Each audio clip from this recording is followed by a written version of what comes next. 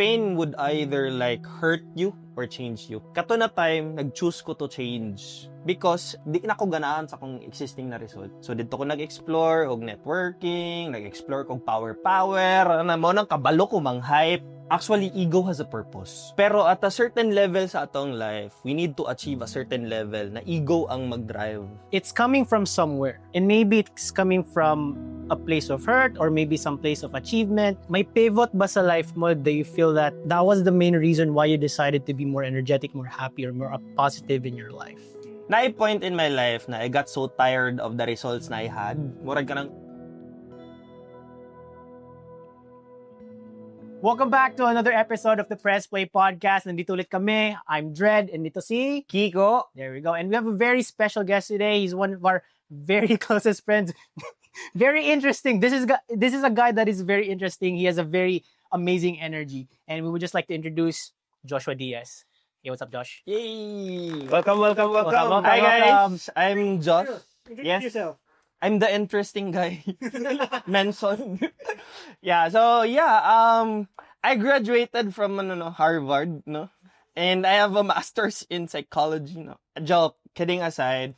I'm an entrepreneur and right now I'm in e-commerce and I've been joining a lot of organizations. I have been with a lot of people, handling a lot of personalities. And right now, I'm just excited to be here. And I just want to thank Dred and Kiko and the whole production team for inviting me. So, yeah. Palakpakan. Go! Yeah. As always, we have our live audience in the background. I know. We're so lucky to have them around here to just like hype up everybody, you know. Alam mo naman, usually when it comes to the podcast, or at least yung mga natutunan namin from before, it's like medyo, walang energy. Now we're putting in energy sa podcast namin. Energy, guys. Yeah, Energy. But anyway, so we wanted to actually have Josh here because he is an entrepreneur, and with an entrepreneur, meron ka mga challenges talaga that you have to face, right? Mm-hmm. So, being an entrepreneur, you have to be mentally strong talaga. Mm-hmm. And what do you think that means for you? Yeah, for me personally, as an entrepreneur, no, daghan man jud ta og journey, like daghan og experience every day. Dili siya predictable. I mean, pag mata pa lang nato when we wake up sa morning, wala ta kabalo unsa ang nagawait sa atong business, even sa atong mga ventures or sa mga side hustle. And being mentally strong is kanang kabalo ko how to handle my mind, my emotions, me being self-aware, and I am able to like not really control but be aware and acknowledge and be able to optimize ang day para in favor siya. So mo na siya mentally strong. Actually, dako kayo ang scope sa pagiging mentally strong, no? Pero it's just being self-aware and then being able to control our emotions and creating our like strong mindset. Kita magyapon mag-set sa atong mindset. Yeah. Interesting. I actually like that. Meron siyang specific talaga na definition for it, and that's something that I feel like everybody has to have. You have to have your own definition of something. Kasi everybody has a different definition for it, and baka yung definition ng iba won't work for you. Mm-hmm. But at least for you, you're mentally strong means like, you have a meaning for it, diba? You know what it means, so you can apply it in your day-to-day life, basically. Diba? So sa'yo ba, Josh, like what's one specific experience that you feel like it's a good example of you being mentally strong? Any challenges ba back then? Mm-hmm. Yeah. Akong experience before is sa business man god, always man gid siya na murag 9 days na okay kaayo sa, and then napoy days na low ang sales or low ang performance sa business. So ang challenge gyud is if taas ang sales, happy man tantanan. Pero ang question dira as a business owner, pagbaba ang sales or everything is not performing and the group is kanang gubot, daghang challenges outside. So ang question dira is how do I handle it and who I become in that space. So, na ako experience before, no, I've been through a lot of business already, like networking, sales, real estate, and one breakthrough business na I had was in e-commerce. That was before pandemic. And before pandemic, Wala jud, as in, ang akong money in the bank is just only 20,000 pesos. I'm working as a Facebook ad specialist in a company here in Davao. I resigned because I wanted to explore business. So kato na time, nag-resign ko. Pag-resign ako 20,000 lang. Ay ako, asa man ni padulong ako ang 20,000. So huna-huna ako, okay, naghigda lang ko. Dili ko ganahan na maghigda ko, and then wala ako'y contribution sa house. So akong gibuhat ato na time, nag-raise kog chicken. Kumbaga, ako bahala, nagwala ko'y sweldo, wala ko'y income, basta nami sudan, gud akong mindset. So katong 20,000 ako, nipalit ko og bike na worth 2,000 pesos. And then kato akong gigamit na bike, every morning moadto ko sa vacant lot, gibutangan ako og manok. And then pag uli na ako, mao pud akong gamiton pa uli. So, fast forward, kato na scenario, mao to siya ang nag-create og opportunity sa ako karon sa akong mga business. Pero kato na time, down kay ko, tungod, ang feeling was wala ko'y contribution. I don't know what to do unsa akong purpose in life. So, with my self-awareness, I was able to create an opportunity out of something na others would just give up. And kato siya kaluyan, kato na business, kato na gibuhat na ako, mao to siya ang nagkaroon kog breakthrough business. So just imagine if kato nalugmok lang ko, wala ko nagpadayon, nagstay lang ko sa house, asa kaya ako karon? Possibly wala ko yung mga business endeavor karon. So that's one na murag pakaingon gid ko na. I'm happy na I stayed strong in that time. For you, bro, like what do you think is the most common na struggles for like an everyday person? Like, siguro iba yung experiences ng mga entrepreneurs, pero iba rin yung experiences ng mga pero of course meron yun yung overlapping. Like, what do you think those are? Siguro sa title na How to be Mentally Strong, dili lang siya nag-limit as an entrepreneur. It's like as a person. And for me, kaganina nag-joke ko about graduate of Harvard, blah, blah, blah. But actually, being mentally strong, dili man gud siya kailangan dyan mo mag-graduate somewhere to be like mentally strong. Because being mentally strong is a self-taught na kind of mindset. So maybe the one struggle of everyone is what meaning are we putting sa atong life.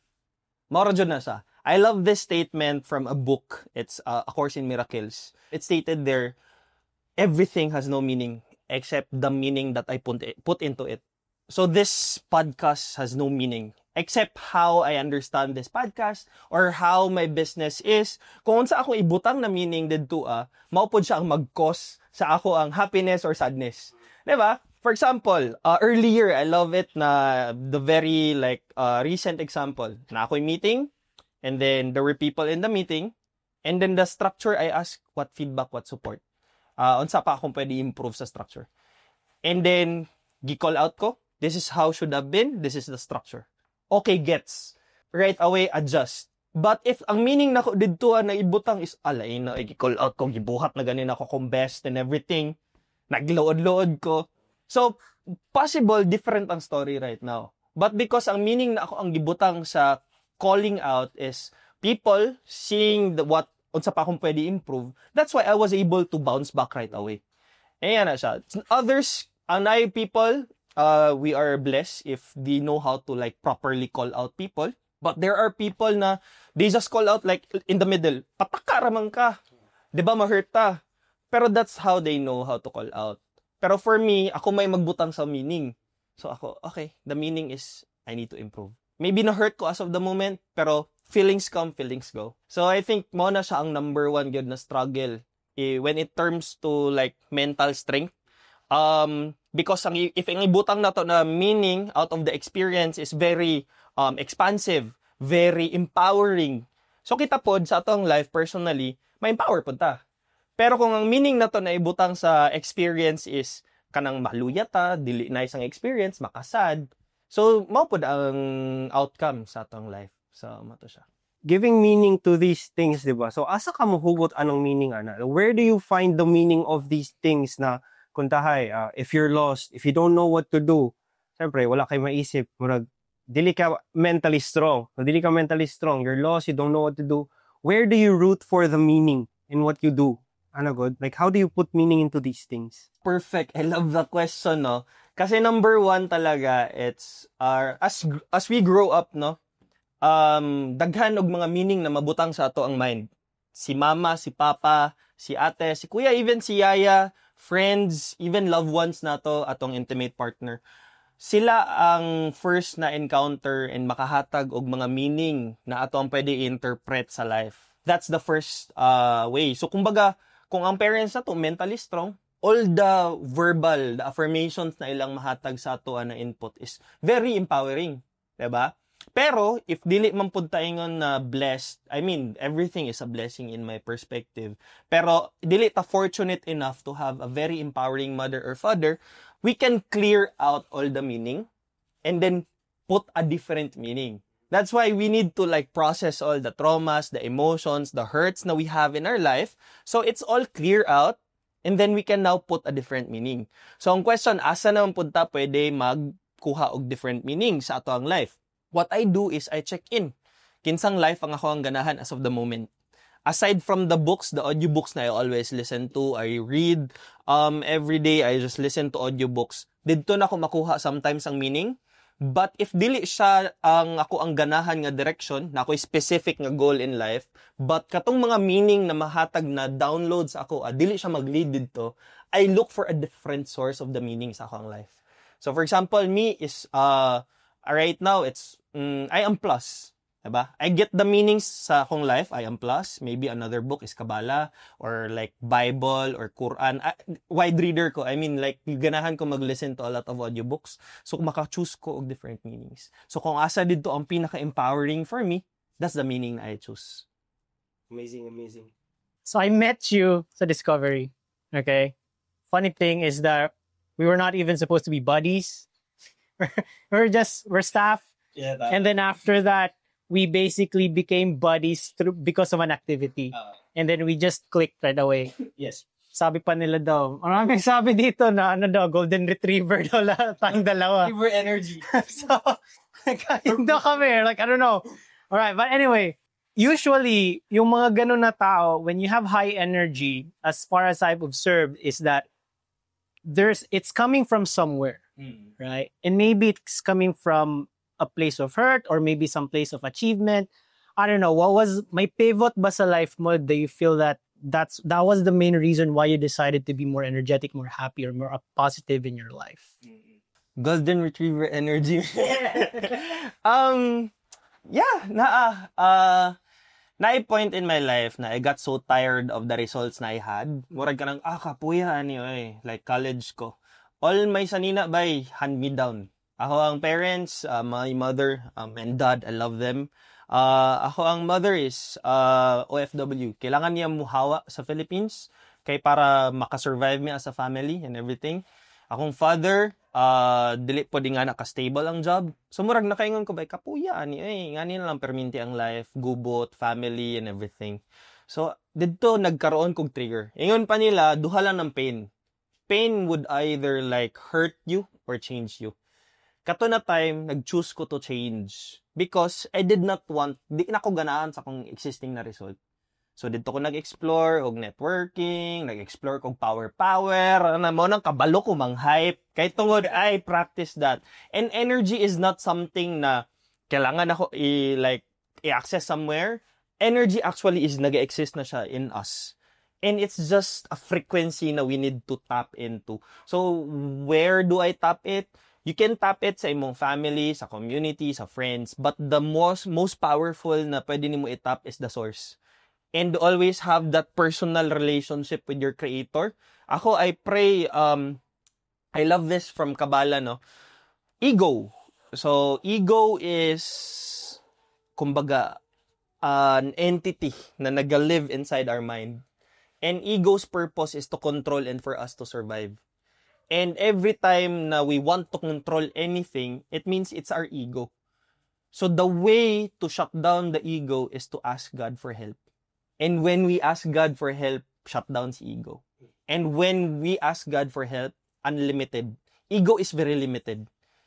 That's why my energy, parang, before I do something, I need the energy, I tap into it because it's an energy field. We are an energy body. Di lang siya makita, bay.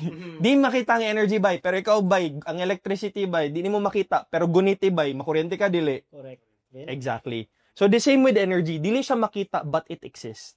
So, how do I get the energy? I have my rituals, bay. In the morning, self-care, bay. Practices. I clear. I jump around. I exercise. I hype myself. I tap somewhere. Naga-study po kog mga energy, tapping, and everything. So, mo na sabay. Dili ko always energetic. To be honest. Na days na like,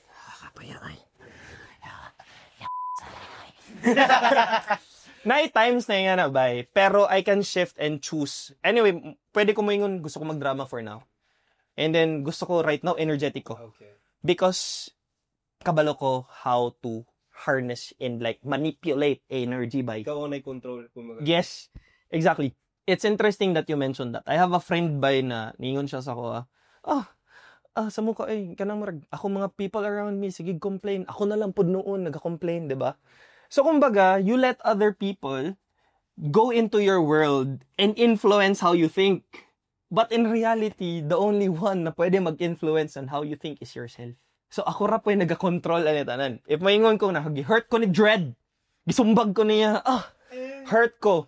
Pero, pwede ko mag-create og another, reframing ang tawag na. Mag-create ko another meaning. Scenario or something. Si Dread bayot, nakakrush siya sa kuha. Mga nagsumbag ko niya. Diba? So, palambing to niya, papansin. So, it's more funnier na ing ato. Either dito sa gisumbag ko ni Dread, bastos ni si Dread, way batasan. Versus dito na, siguro ko ni Dread. Diba? You get my point. Medyo extreme ang example. Okay. Yes. Go. For that's a very good, this is a very good, spot shot for me. but bro, like, I actually really appreciate you sharing those things because not a lot of people are able to harness yung ganun na control, right? You know, basically, ego is very easy to take over lang talaga sa mga lives natin. It's not something that people would be able to control by themselves. So in that line of questioning, what do you think is an advice for people para sa'yo for them to be able to at least control their ego or at least somewhat control their ego? Mm-hmm. Gusto lang po na ako i-clear na ego is not bad. Actually, ego has a purpose. Pero at a certain level sa atong life, we need to achieve a certain level na ego ang mag-drive to get there. Pero if ego gihapon siya at a certain level, like for example, love consciousness, unity consciousness, collaboration, di naman na si ego good. So, muabot na siya sa upper consciousness. So, si ego nag-work na siya at certain time. Pero ang question, how do I control my ego? Ego is just a voice in your head. Kumbaga katong kita nila na representation na si God diri ang pikas kay si devil. The devil usually it's the ego usually. Because ego controls the safe space. Gusto na ko comfortable ko, di ko gunahan mag-explore, diri na lang ko. But God is you can do better, you can go more, you can be greater. Mao man ang voice good usually ni God. So mao na siya. So ako ang practice is number 1 meditation yun. Number 1 meditation. So right now akong meditation is 1 hour at least a day. But 1 hour to 2 hours ang akong gina-practice yun na meditation. Para maapas tong high school pa ko ako nag-meditate. May utang, di ba? Pero kidding aside, 1 hour before sleeping, 1 hour before, after sleeping, pag wake up na ako. Because it gives me self-awareness. Kanang personal mastery ba? Ang self-awareness, very important man good. Kaya if I'm not emotionally aware sa what's going on in my body, how I feel right now, I'm not able to shift. Diba? Wala ko kabalo, nasuko na day ko, unsaon imong pagkaibalo na unsaon pag-shift. So, number 1 gid na siya. Number 2, siguro, if buhaton ako sa tulo, emotional mastery, and then paradigm shifting. So, emotional mastery is knowing all the emotions and saan purpose sa each emotion. And then, mastery, pag-abot sa self-mastery, no, na kabalok ka what to do in that situation. Manang important dyan, magsikag study. And then, friend, di mo si ego. Di man siya kalaban. So, Josh, di ba? Dagan kay pagagian. You've been through a lot. You've been tired. You've been de-energized, diba? And you've been on the energetic side pod, and all through your life, siguro or you have a press play moment or katong moment na murag mabili nimo sa imong viewers or sa atong viewers, you can tell them your moment so that they will be inspired. Now, why or what led you to keep going? What made you press play more and more and more in your life? For the viewers out there, no, if you are sad, if you struggle, like down moments, don't be sad. Be happy. Pero kidding aside, guys, now, the press play na I have, na naman lang pod ko diri, no? Or na naman lang pod ka diri ang life. Why not maximize your life? Kumbaga, for me personally, why do I keep on moving forward? Kasi if I keep on, like, if I move backward, guys, init walay aircon, guys. If you don't like work, do business, you'll settle for like the least experience nga pwede ni mo experience. Like, hassle walay wifi, hassle walay aircon init. So, those experiences, you can only do that if you can only have that if you maximize your true potential. Pero by the end of the day, it's still your choice. Di man pud ko mamugos na kanang paningkamot dira. Maanong ulam, 'di ba? Because by the end of the day, it's your choice. It's unsa ang imuhang gusto ma-experience in this lifetime. So for me, I move forward because I wanna experience my true potential. And when I, kumbaga, lie down sa kong deathbed ba, I wanna ask myself, okay ra ba yung mga matay yung gapon ng tanan? It's the truth sa life. Sige lang, plastic man. Dili man to kahoy. By the end of the lifetime na ako, I just wanna ask myself, did I maximize my potential? Kasi kitang tanan, na jud ay potential. So, katurag yun sabay ang main reason why I wanna expand myself.